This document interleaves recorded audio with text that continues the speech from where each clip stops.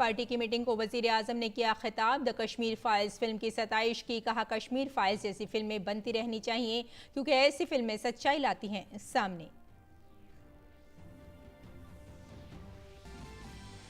Karnataka high court ने classroom में हिजाब पहनने के मुतालबे वाली तालिबात की अर्जी की मुस्तरद। अदालत ने कहा, इस्लाम में हिजाब पहनना लाजमी नहीं, तलबा यूनिफॉर्म पहनने से नहीं कर सकते इनकार।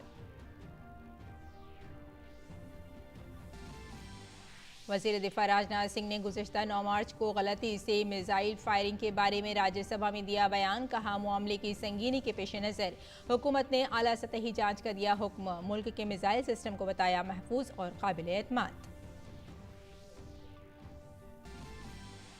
वजीर खारजा एस जयशंकर ने राज्यसभा में यूक्रेन की सूरत हाल से मुताल्लिक़ दिया बयान। कहा, ऑपरेशन गंगा के तहत चलाई गई 90 परवाजें। वजीर आजम ने यौमिया मुहिम का लिया जायजा। चैलेंजेस के बावजूद तकरीबन 22,500 भारतीय शहरी बाहिफाजत वतन लौटे। यूक्रेन और रूस के दरमियान आज भी जारी रहेगी बातचीत। यूक्रेन के सदर ज़ेलेंस्की ने रूस के साथ जंग खत्म करने के लिए जारी कोशिशों के तहत इसराइल के वजीर आजम से की बात। वहीं यूरोपीय यूनियन ने रूस के खिलाफ आयद की मजीद पाबंदियां।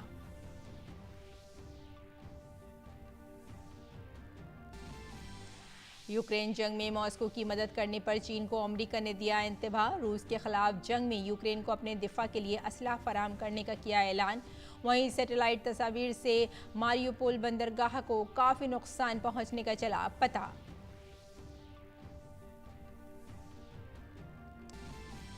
और खेल की खबरों में खवातीन क्रिकेट आलमी कप में वेस्टइंडीज़ के खिलाफ शानदार जीत से सरशार। भारत का मुकाबला इंग्लैंड से कल। भारत से शिकस्त इंग्लैंड की आलमी कप की मुहिम पर पड़ेगी भारी।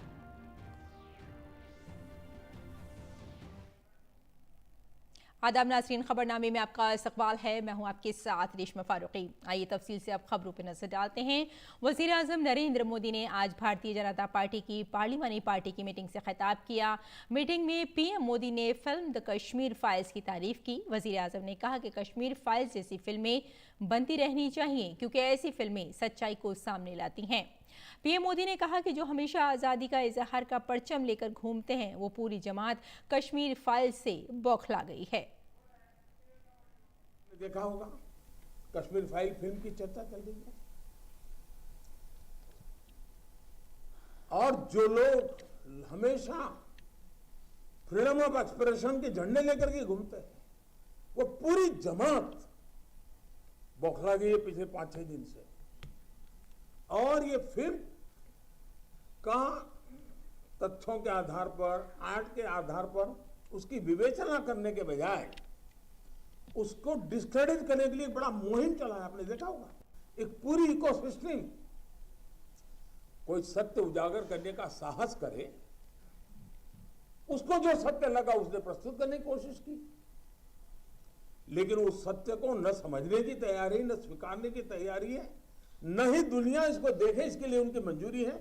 जिस प्रकार का षड्यंत्र पिछले 5-6 दिन से चल रहा है। वज़ीर आज़म मोदी ने कहा कि दुनिया में महात्मा गांधी की बात कम ही होती है। अगर किसी ने उस वक्त हिम्मत से काम लेकर महात्मा गांधी की जिंदगी पर फिल्म बनाई होती और दुनिया के सामने पेश किया होता तो हम पैगाम रसानी का काम कर पाते। आजादी के बाद दुनिया के सामने महात्मा गांधी को सचमुच में सारी दुनिया मार्टिन लूथर किंग की बात करता है, सारी दुनिया नेल्सन मंडेला की बात करता है, लेकिन दुनिया गांधी की चर्चा बहुत कम करता है। अगर किसी ने उस समय हिम्मत के साथ काम करके महात्मा गांधी के जीवन पर एक पूरी फिल्म बनाई होती और दुनिया के सामने रखी होती तो शायद हम मैसेजिंग कर पाते। पहली बार एक विदेशी जब गांधी फिल्म बनाई और ऑस्कर के पुरस्कार मिला तब जाके के दुनिया को पता चला गांधी इतने बड़े महान व्यक्ति थे। लेकिन कुछ लोग कहते तो बहुत कुछ फ्रीडम ऑफ प्रेस की बात, फ्रीडम ऑफ एक्सप्रेशन की बात करते हैं, लेकिन आपने देखा होगा इमरजेंसी इतनी बड़ी घटना कोई फिल्म नहीं बना पाया क्योंकि सत्य को दबाने का लगातार प्रयास हुई हमारे देश में। अगली खबर की जानिब बढ़ते हैं। कर्नाटक हाई कोर्ट ने तालीमी इदारों में हिजाब पर पाबंदी को चैलेंज करने वाली दरख्वास्त को मुस्तरद करते हुए कहा कि हिजाब पहनना इस्लाम का लाजमी मजहबी हिस्सा नहीं है। कर्नाटक हाई कोर्ट ने हिजाब तनाज़े पर अपना फैसला सुनाते हुए कहा कि तालीमी इदारों की जानिब से यूनिफॉर्म का तयन करना गलत नहीं है और तलबा यूनिफॉर्म से इनकार नहीं कर सकते। उडुपी के एक तालीमी इदारे की लड़कियों ने क्लास में हिजाब पहनने का मुतालबा किया था, जिसकी वजह से गुज़िश्ता 2 माह से बड़ा तनाज़ा जारी था। जब तालीमी इदारों में यूनिफॉर्म को सख्ती से नाफिज किया गया तो तालिबात की जानिब से कर्नाटक हाई कोर्ट से रुजू किया गया। इन तालिबात ने मुतालबा किया कि उन्हें यूनिफॉर्म के साथ हिजाब पहनने की इजाज़त दी जाए, क्योंकि ये उनके मजहबी रिवायात का हिस्सा है। अब कर्नाटक हाई कोर्ट ने तालिबात की अर्जी को मुस्तरद करते हुए फैसला दिया है कि हिजाब इस्लाम का लाजमी मजहबी हिस्सा नहीं है। Accepting the contention of the state that it is not part of ERP. Institutional discipline prevails over individual choice. This judgment marks a paradigm shift in interpretation of Article 25 of the Constitution, restates the position of law as held by the Supreme Court in Sabarimala by saying that what is essentially religious is not sufficient. What is required to be shown is essential to religion. And therefore, whatever be the individual choices, ultimately institutional discipline prevails over individual choice. मरकजी वजीर बराए अक़लियती उमूर मुख्तार अब्बास नकवी ने हिजाब के मामले पर Karnataka high court के फैसले का खैर मकदम किया है। मरकजी वजीर ने कहा कि अदालत ने जो फैसला किया है वो भारत के आइन और समाज के मुताबिक बिल्कुल दुरुस्त है। इस मामले पर होने वाले हंगामे पर तंज करते हुए उन्होंने कहा कि यह हंगामा मुस्लिम लड़कियों को रस्मी तालीम से दूर रखने और उन्हें तालिबानी सोच से जोड़ देने की साजिश का हिस्सा था। अपने इंस्टीट्यूशंस के डिसिप्लिन होते हैं, ड्रेस कोड होते हैं, डेकोरम होते हैं, उसको सभी लोग किसी भी धर्म के हों, किसी भी जाति के हों, किसी भी क्षेत्र के हों, सब मानते हैं। उस पर तो कोई प्रतिबंध है नहीं। हिजाब पर कोई यहाँ पर हिंदुस्तान में प्रतिबंध नहीं है, बैन नहीं है। आप सड़क पे, आप मार्केट में, आप अन्य जगहों पे, जहाँ पर घर पे, जहाँ पर भी चाहिए आप हिजाब पहनिए। लेकिन जो हिजाब को लेकर के एक हॉरर हंगामा था, एक षड्यंत्र और साजिशों से भरी जिद थी, वो एक्सपोज हो रही है। और मैं मानता हूँ कि जो कोर्ट ने डिसीजन किया है वो बिल्कुल हिंदुस्तान के कॉन्स्टिट्यूशन के हिसाब से, हिंदुस्तान और समाज के, जहाँ संविधान के हिसाब से वहाँ समाज के हिसाब से भी ये बिल्कुल उपयुक्त है। मरकजी वजीर प्रहलाद जोशी ने कर्नाटक हाई कोर्ट के फैसले का खैर मकदम किया है। कर्नाटक हाई कोर्ट का इस निर्णय का मैं स्वागत करता हूं। मैं सभी संबंधित लोगों से अपील करता हूं कि अभी देश और राज्य आगे बढ़ना है। ये संकुचित चीज़ों में हम नहीं पड़ना है। जो हाईकोर्ट का निर्णय है सबको पालन करके एक शांति का माहौल बना के रखना है। और जो छात्र जो है उनका मूलभूत काम है अध्ययन करना, ज्ञानार्जन करना, यही काम है। इसलिए सब छोड़ के अच्छे एक माहौल में, न हिंदू न मुस्लिम न कोई जातिवाद नहीं है, कुछ नहीं है, सब मिलके एक होके हम सब पढ़ाई करें और कोई इसके बाद इसका विवाद न हो जाए, यही मैं प्रार्थना सबसे संबंधित लोगों से करता हूं। साबिक वजीर कानून और बीजेपी लीडर रविशंकर प्रसाद ने हिजाब मामले पर कर्नाटक हाई कोर्ट के फैसले का खैर मकदम किया है। उन्होंने कहा कि हाई कोर्ट ने अपने फैसले में वाज़ेह किया है कि स्कूल ड्रेस पहनने जैसे कवानीन बुनियादी हक की खिलाफ वर्जी नहीं करते, क्योंकि माकूल पाबंदियां भी आइन की पाबंदी के हक का हिस्सा है। हिजाब के मामले में जो फैसला आया है वो बहुत ही स्वागत योग्य है। मूल बहस ये की गई थी कि हिजाब पहनना हमारा मौलिक अधिकार है, फ्रीडम ऑफ एक्सप्रेशन है, और उसी पर पूरी बहस हुई थी। और ये हमारे आस्था का मूल अंग भी है। जो प्राइमा फेशियाई जजमेंट से लगता है, कर्नाटक हाई कोर्ट ने कहा है कि फ्रीडम ऑफ एक्सप्रेशन आर्टिकल 19 के अंतर्गत आता है।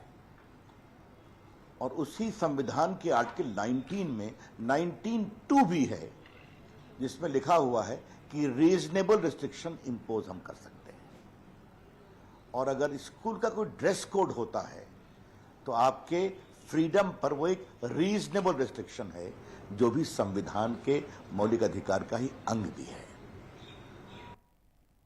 All India Muslim women's personal law board की चेयरपर्सन शाइस्ता अंबर ने हिजाब मामले पर कर्नाटक हाई कोर्ट के फैसले का खैर मकदम किया है। उन्होंने कहा कि तालीमी इदारे अपने उसूल बना रहे हैं तो हमें उन पर अमल करना चाहिए, क्योंकि हमारे लिए तालीम सबसे पहले है और कुछ नहीं हुआ।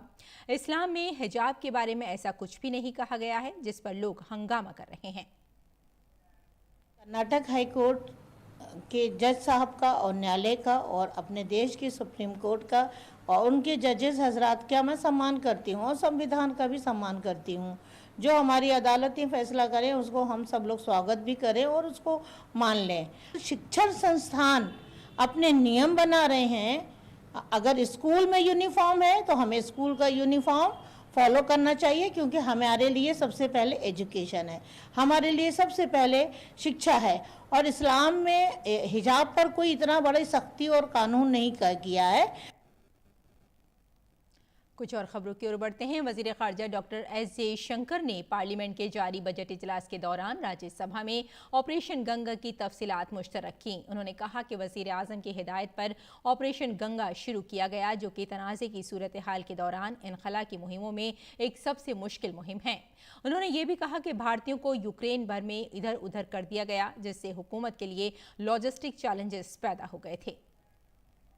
Hostilities placed the Indian community of 20,000 plus in direct danger.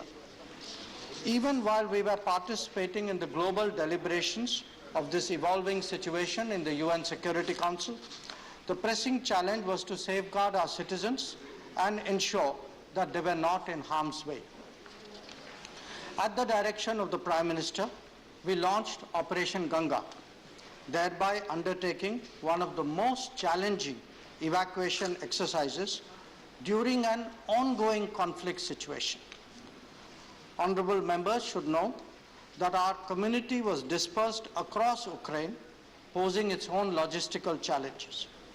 The exercise was undertaken at a time when military actions, including airstrikes and shelling, were underway. It involved movement in a war-torn situation in a large country, at times over 1,000 kilometers, and it required exiting border checkpoints that were clogged by an estimated 26 lakh refugees. The entire exercise involved a whole of the government approach, with the Prime Minister himself chairing review meetings almost on a daily basis. वज़ीर ख़ारजा ने कहा कि जैसे जैसे कशीदगी बढ़ी, Ukraine में भारतीय सिफारत खाने ने जनवरी 2022 में भारतीयों के लिए रजिस्ट्रेशन मुहिम शुरू की। इसके नतीजे में तकरीबन 20,000 भारतीयों ने इंदराज कराया। Members of the steps taken in advance of the actual conflict situation. As tensions increased, the Embassy of India in Ukraine had started a registration drive for Indian nationals in January 2022. As a result, around 20,000 Indian nationals registered with our embassy in Kiev. Most of the Indian nationals were students who were pursuing medical studies in Ukrainian universities that were dispersed throughout the country. More than half the students were in universities in eastern Ukraine that borders Russia and has been the epicenter of conflict so far. Students hailed from 35 states and UTs of India, with more than 1,000 students each from the states of Kerala, UP, Haryana, Tamil Nadu, Gujarat, Maharashtra, Bihar and Rajasthan. वज़ीर ख़ारजा doctor S Jaishankar ने आज राज्यसभा को Ukraine की सूरत हाल से आगाह किया। भारतीय तलबा को यूक्रेन से निकलने के लिए वज़ारत ख़ारजा की तरफ से मुबैना ताख़ीर से एडवाइज़री जारी करने के मामले पर वज़ीर ख़ारजा ने कहा कि वज़ारत ख़ारजा की तरफ से वक्त पर एडवाइज़री जारी की गई थी और इसी वजह से 4,000 तलबा ने इस एडवाइज़री के बाद यूक्रेन छोड़ दिया था। उन्होंने कहा कि इस मामले पर कोई भी फैसला देने से पहले हमें उस वक्त वहाँ मौजूद भारतीय तलबा के हालात पर भी गौर करना चाहिए। वज़ारत खारजा के मशवरे पर अमल करने के बजाय वो अपने वालिदैन से यूक्रेनी हुक्काम और अपने हम जमातों से मशवरा कर रहे थे और इन हालात की वजह से कई तलबा वहां फंस गए, जिसके बाद भारतीय हुकूमत ने उन्हें बाहिफाजत निकाल लिया। आलमी सतह पर भारत की मजबूत आवाज़ का हवाला देते हुए वज़ीर ख़ारजा ने कहा कि यूक्रेन के बहरान में कई मौक़ों पर जंगबंदी का ऐलान किया गया, लेकिन सिर्फ 2 मौक़ों पर मुकम्मल जंगबंदी हुई। उन्होंने कहा कि इन दोनों मौक़ों पर जंगबंदी भारतीय तलबा के इनखला के लिए की गई थी और इसके लिए वज़ीर आज़म मोदी ने सदर पुतिन और ज़ेलेंस्की दोनों रहनुमाओं से बात की थी। और भारत ने हाल ही में गलती से एक मिसाइल दागा जो पाकिस्तान में गिरा। भारत ने इस हादसे पर गहरे अफसोस का इजहार करते हुए कहा कि यह हादसा उसकी मामूल की देखभाल के दौरान तकनीकी खराबी के बाइस पेश आया। इस वाक़े को संजीदगी से लेते हुए मरकजी हुकूमत ने इसकी बाज़ाब्ता आला सतही तहक़ीक़ात का हुक्म दिया है। वज़ीर दिफा राजनाथ सिंह ने राज्यसभा में बताया कि ये वाक़या अफसोसनाक है, लेकिन राहत की बात यह है कि इस हादसे से किसी किस्म का कोई नुकसान नहीं हुआ है। उन्होंने कहा कि इस वाक़े के तनाजुर में ऑपरेशंस, देखभाल और तफ्तीश के लिए मेयारी ऑपरेटिंग तरीक़ाकार का जायज़ा लिया जा रहा है।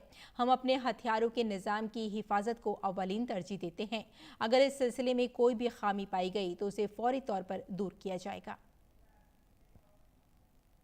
आदरणीय सभापति महोदय, मैं इस गरिमामयी सदन को 9 मार्च 2022 को हुई एक घटना से अवगत कराना चाहता हूं। यह घटना इंस्पेक्शन के दौरान अनजाने में हुई मिसाइल की रिलीज से संबंधित है। मिसाइल यूनिट के रूटीन मेंटेनेंस और इंस्पेक्शन के दौरान शाम को लगभग 7 बजे दुर्घटनावश एक मिसाइल रिलीज हो गई। बाद में ज्ञात हुआ कि यह मिसाइल पाकिस्तान के क्षेत्र में जाकर गिरी। यह घटना खेदजनक है, परंतु यह राहत की बात है कि इस दुर्घटना से किसी भी प्रकार का कोई नुकसान नहीं हुआ है। सभापति महोदय, मैं सदन को सूचित करना चाहता हूं कि सरकार ने इस घटना को बहुत ही गंभीरतापूर्वक लिया है और इसके लिए एक औपचारिक उच्च स्तरीय जांच के आदेश भी दे दिए गए हैं। कथित दुर्घटना का सटीक कारण जांच के बाद ही पता चल पाएगा। मैं यह भी कहना चाहूंगा कि इस घटना के संदर्भ में ऑपरेशंस, मेंटेनेंस तथा इंस्ट्रक्शन के लिए स्टैंडर्ड ऑपरेटिंग प्रोसीजर्स की समीक्षा भी की जा रही है। हम अपने वेपन सिस्टम की सेफ्टी और सिक्योरिटी को सर्वोच्च प्राथमिकता देते हैं। इस संबंध में यदि किसी भी प्रकार की खामी पाई जाती है तो उसे तुरंत दूर किया जाएगा। मैं सदन को आश्वस्त करना चाहता हूं कि हमारा मिसाइल सिस्टम अत्यंत सुरक्षित और भरोसेमंद है। इसके अलावा हमारे सेफ्टी प्रोसीजर्स और प्रोटोकॉल्स उच्च स्तरीय हैं और समय समय पर इसकी समीक्षा भी की जाती है। हमारी आर्म्ड फोर्सेस वेल ट्रेंड एवं डिसिप्लिन्ड हैं और इस प्रकार के सिस्टम को हैंडल करने का अच्छा अनुभव भी रखती हैं। मरकजी वज़ीर ख़जाना निर्मला सीतारमण ने राज्यसभा में जीएसटी पर एक सवाल के जवाब में कहा है कि जीएसटी पर एक अलग टीम है जो मुल्क में इस बारे में फैसला करती है। साथ ही उन्होंने जीएसटी मुआवजे के ताल्लुक से ये वाज़ेह किया कि हर रियासत को एक फार्मूले के तहत इसका हिस्सा मिलता है और जीएसटी कौंसिल पर सवाल उठाना और उस पर सियासत करना किसी भी तरह मुनासिब नहीं है। That for a body like GST Council, in which every finance minister from every state sits in and takes a call, it's a collective decision of the GST Council. And I appeal through you that we don't need to politicize this. No individual has the right to tweak the formulation, and therefore there's no differentiation made on the basis of this party or that party. It's an insult to the GST Council, which is a federal body in which every state has its own finance minister sitting and deliberating. So I would humbly appeal through you, sir, that we do not politicize this distribution. सबका साथ, सबका विकास और सबका विश्वास के मंत्र ने अक़लियती तबके के करोड़ों तलबा की जिंदगियां बदल दी हैं। 2016 और 2021 के दरमियान मोदी हुकूमत ने 5 सालों में 3 करोड़ से ज़्यादा अक़लियती तलबा को स्कॉलरशिप दी है, जिसमें सबसे ज़्यादा हिस्सा मुस्लिम तलबा का है। अक़लियती उमूर के वज़ीर मुख्तार अब्बास नकवी ने राज्यसभा में एक तहरीरी जवाब में बताया कि कल 2 करोड़ 30 लाख मुस्लिम तलबा को ये माली मदद दी गई है। हुकूमत ने इस पर कुल 9,904 करोड़ रुपए खर्च किए हैं। हुकूमत बुद्ध, ईसाई, जैन, मुस्लिम और सिख बिरादरियों के तलबा को 4 किस्म के वज़ाइफ देती है, जिसमें pre matric, post matric, technical तालीम और लड़कियों के लिए अलग स्कॉलरशिप का इंतज़ाम है।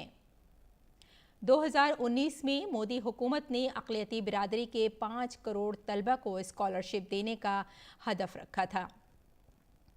2 साल के अंदर अक़लियती उमूर की वजारत ने 3 करोड़ से ज़्यादा के अदद-ओ-शुमार को छू लिया है और इसे जल्द ही 5 करोड़ का हदफ हासिल कर लेने का यकीन है।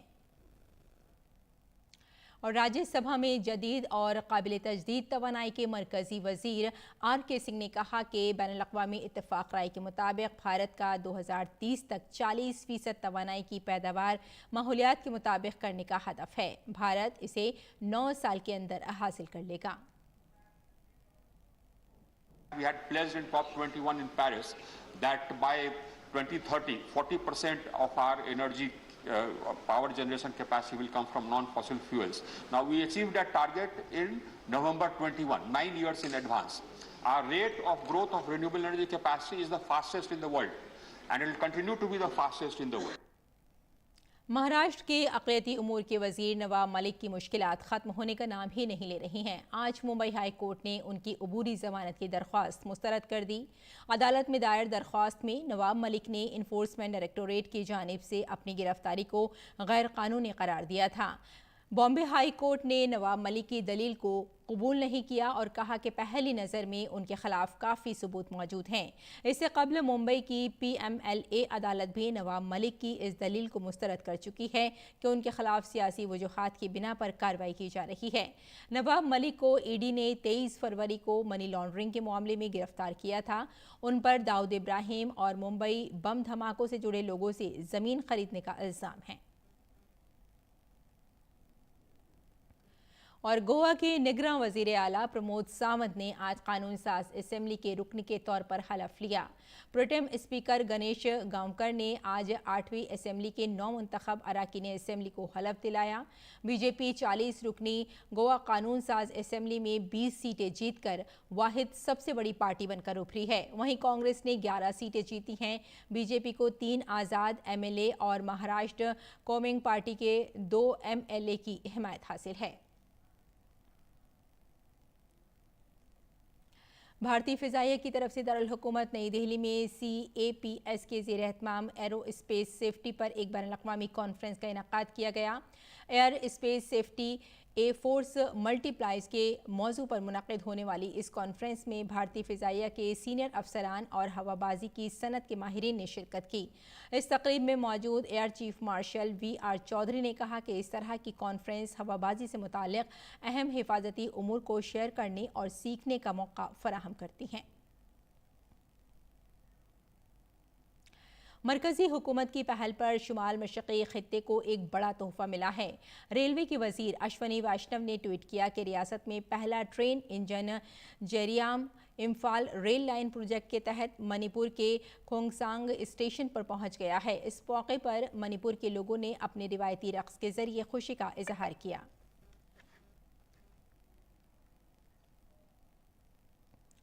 और यूक्रेन के सदर ज़ेलेंस्की ने कहा कि रूस के साथ चौथे दौर की बातचीत तुर्की में आज भी जारी रहेगी। फेसबुक पर एक वीडियो जारी करते हुए उन्होंने कहा कि उन्हें बताया गया है कि बातचीत दुरुस्त सिमत में आगे बढ़ रही है। ज़ेलेंस्की ने यह भी कहा कि उन्होंने रूस के साथ जंग को ख़त्म करने के लिए बातचीत की कोशिश के तहत इसराइल के वज़ीर आज़म से भी बातचीत की है। वहीं यूरोपीय यूनियन ने रूस के ख़िलाफ़ मज़ीद पाबंदियाँ आयद की हैं, जबकि यूक्रेन जंग में मॉस्को की मदद करने पर अमरीका ने चीन को इंतबाह देते हुए यूक्रेन को अपने दिफा के लिए असलाह फराहम करने का किया ऐलान। वहीं सैटेलाइट तस्वीर से मारियोपोल बंदरगाह को काफ़ी नुकसान पहुंचने का भी पता चला है। और अगली खबर की जानिब बढ़ते हैं।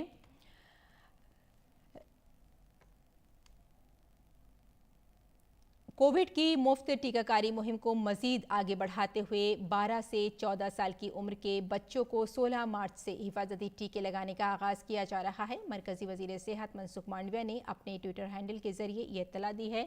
इसके अलावा अब 60 साल से ज्यादा उम्र का हर फर्द एहतियाती टीका लगवा सकेगा। मरकजी वजीर सेहत ने ट्वीट में लिखा, बच्चे महफूज हैं तो मुल्क महफूज। मुझे ये बताते हुए खुशी हो रही है कि 16 मार्च से 12 से 14 साल की उम्र के बच्चों की कोविड वैक्सीनेशन शुरू हो रही है। नीज 60 प्लस की उम्र का हर फर्द अब एहतियाती खुराक यानी बूस्टर डोज ले सकेगा। बच्चों के खानदानों और 60 साल से जायद उम्र के लोगों से अपील करता हूं कि वो वैक्सीन जरूर लगवाएं। मालदीव के सदर इब्राहिम मोहम्मद सालेह ने गुज़िश्ता 2 बरसों के दौरान भारत की मदद के लिए खुसूसी शुक्रिया अदा किया। इब्राहिम मोहम्मद सालेह ने कहा कि मैं मालदीव के तमाम शहरियों और तमाम 2 फरीक़ी शिराकतदारों की तरफ से भारत का शुक्रिया अदा करता हूं, जिन्होंने कोरोना के दौरान हमारी बहुत मदद की। भारत ने हमारी मईशत को मजबूत बनाने में बड़ा किरदार अदा किया है। सेहत खदमात को मजबूत बनाने के लिए भारत से बहुत से आलात मौसूल हुए। भारत ने कोरोना वैक्सीन के हवाले से अपनी अनथक कोशिशों के जरिए वैक्सीन की खुराक फराहम की। इसके साथ साथ भारत ने कई मौक़ों पर दिल खोलकर हमारी मदद की है। और न्यूजीलैंड में खेले जा रहे खवातीन क्रिकेट वर्ल्ड कप में भारतीय टीम का मुकाबला बुध को इंग्लैंड से होगा। भारतीय टीम ने गुज़िश्ता मैच में शानदार खेल का मुजाहरा करते हुए वेस्ट इंडीज़ के खिलाफ ज़बरदस्त फतेह हासिल की थी। ऐसे में टीम एक बार फिर बुलंद हौसले के साथ इंग्लैंड के खिलाफ मैदान में उतरेगी। तो नाज़रीन, खबरनामे में फ़िलहाल इतना ही। इजाज़त दें। आदाब।